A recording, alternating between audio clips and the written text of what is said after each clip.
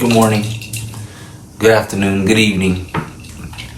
Well, I haven't been posting on YouTube because I've been lost on what kind of channel, what kind of show I want to provide, what kind of content I want to provide for the YouTube channel. Honestly, I've been lost. And I'm a man of God, and I believe in God, and I've been asking for words of wisdom, and that I believe that I'm getting closer. So, being Easter weekend, being Easter Sunday, and then something happening to me yesterday. You know, I came to a realization about what I do for a living.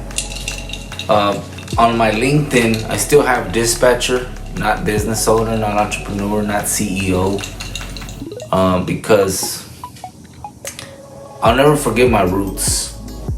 I'll never forget where I come from. I'll never forget who I am. And I think that was a part of me during the process that I kind of lost my ways for a bit.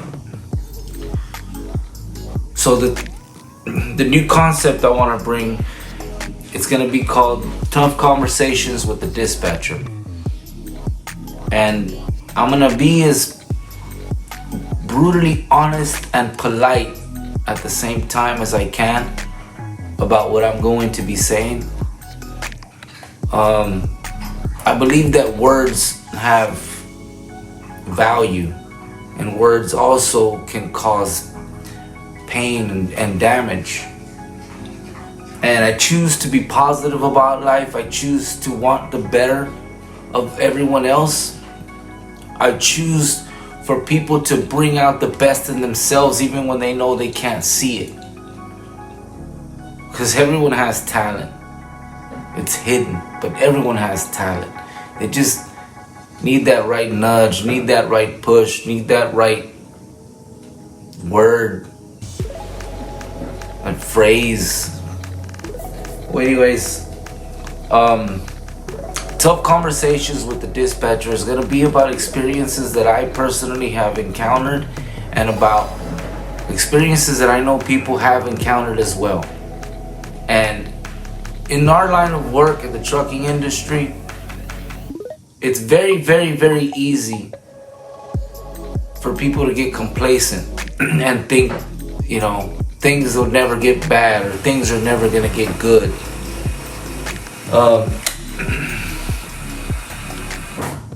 Honestly, I've been doing this since the early 2000s. And I'm a Hispanic man. I'm a Mexican American man. I was born in the United States, raised a little bit in Mexico, and at 6 years old I moved over to the United States and lived with my grandparents, where we lived off of food stamps, and I can go on and on and on. It wasn't until my parents came to the United States, because my dad didn't have, citizenship, so while he was fixing his paperwork in Mexico, I was living by, since I was an American citizen, my mom was an American citizen, I was living here. And my mom was with my dad in Mexico. Well, my dad came with $50 in his pocket and no English. If a man like that can succeed, anyone in this country with English and with their abilities, they can succeed. The problem was, sometimes it's hard to try to provide for your family and educate yourself at the same time. Some people cannot do both. So my intention is to simplify things for people. I know I'm not the perfect person to be giving advice, but I'm going to be talking about things that I do, things that I've done. I feel very bad giving advice to people or telling people to do something that I don't already do myself, because then you become a hypocrite. And in the internet, in the days of the internet, honestly, you can find a lot of hypocrites. And I choose to be genuine. We own a small trucking company. We own a small warehouse. We don't own the warehouse, we're operating it. But I'll always be a dispatcher at heart. That's what I truly love to do. There's a lot of business owners that run trucking companies, and they amount trucking companies to this huge thing to where they no longer can, do the dispatching. They have to go to the day-to-day operation. That's where I feel that, you shouldn't lose your ways if you go about doing that. You should still be in touch with the people at the very, very bottom just as much as you are with the people at the very, very top. I know more people needing help at the very bottom than more people needing help at the very top.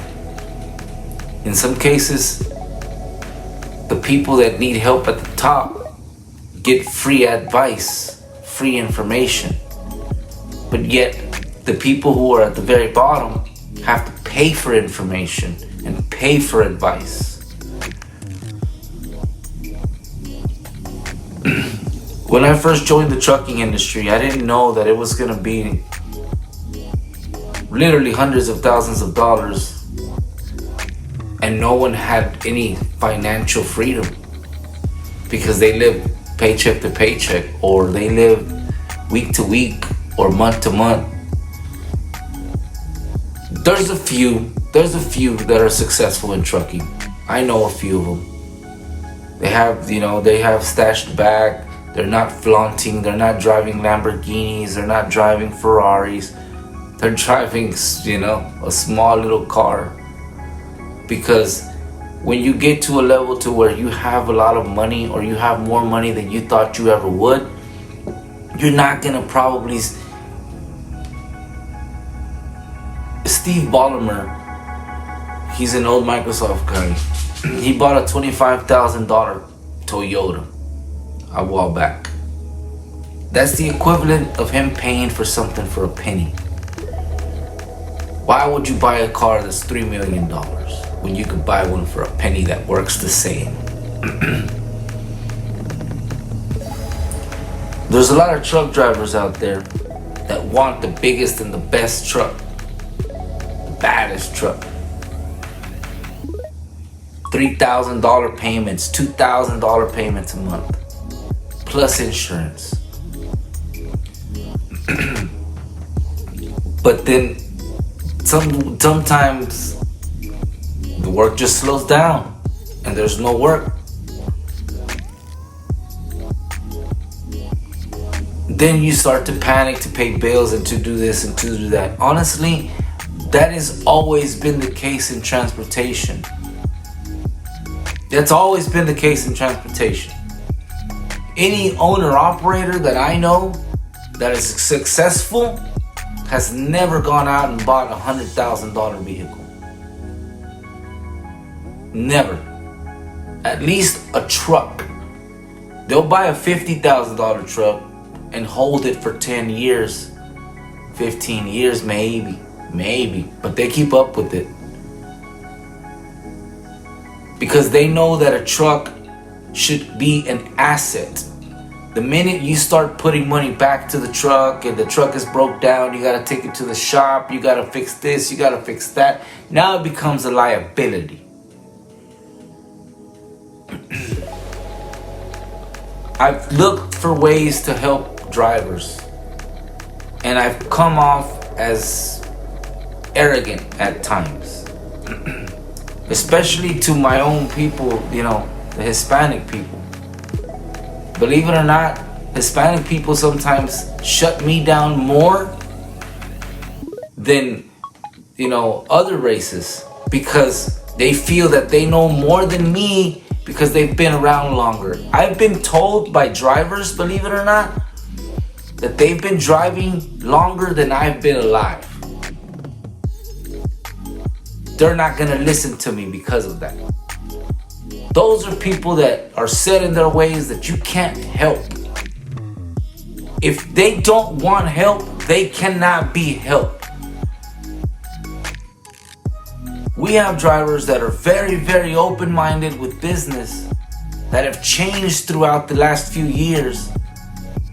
and now all of a sudden have 20,000 saved up in the bank on top of the regular income coming in, and they're still accumulating 30,000, 15,000, and they just started a half a year ago. The mentality at some point in our industry has to shift. Something happened in trucking to where we failed our drivers. There is no shortage of drivers. No one likes turnaround.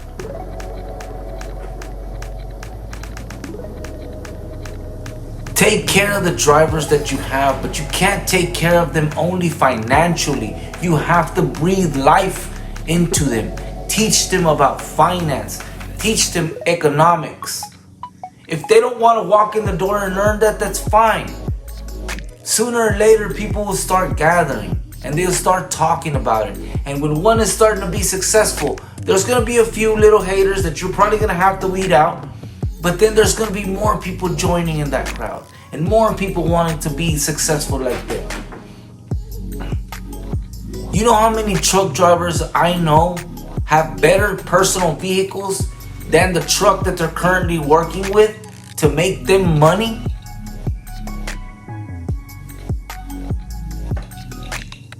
We all know this. We all see this.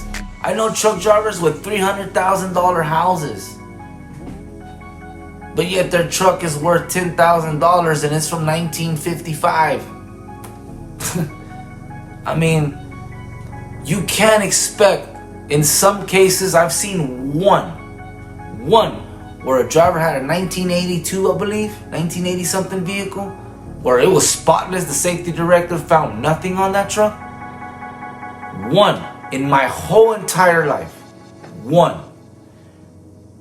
That's a man dedicated to his craft. You can't tell me that there's only one truck driver out there dedicated to their craft. There's a bunch. Everyone just does things differently. If you can't maintain a 1982, 86, 87 truck looking spotless to right now, then get you a different truck and work on it from the beginning. Starts from scratch. But don't make excuses. We in trucking make too many excuses. I like to say when a driver tells me, no, I can't do that. No, you won't. You can. You choose not to do it. Like, hey, I got a load going to Dallas. You want to take it? No, I can't do that right now. Maybe next week. You won't. You can, you won't. Until we start accepting what we are saying, what we are doing, what we are not doing, we can't change. You can't change your financial points of views, or you can't change your finances, period, if you're not willing to change yourself. Like I said, I've struggled on how to help drivers. I've struggled on how to help individuals and because sometimes you think, it's your job to help everyone else, and that's where I'm wrong. Because it's not, I don't know if it's my job to help people, but I do want to help people. Because I've seen too many good men, too many good women in trucking lose their houses, lose their trucks, or work until they're 80 years old, 75 years old. And then when they retire, they can't afford to retire. And because they never paid into their Social Security, they can't claim Social Security down the line. Security. So we need to educate our drivers. And you, if you're a driver, educate yourself as well. Don't let someone always do something for you. To go out and do it yourself as well. Learn, pick up a book. If your dispatcher sends you a YouTube video on such and such trucking safety video, look at it with an open mind. So, thank you guys for watching. These are gonna be real conversations with the dispatcher. That's what I'm gonna name this little show. Thank you guys for watching.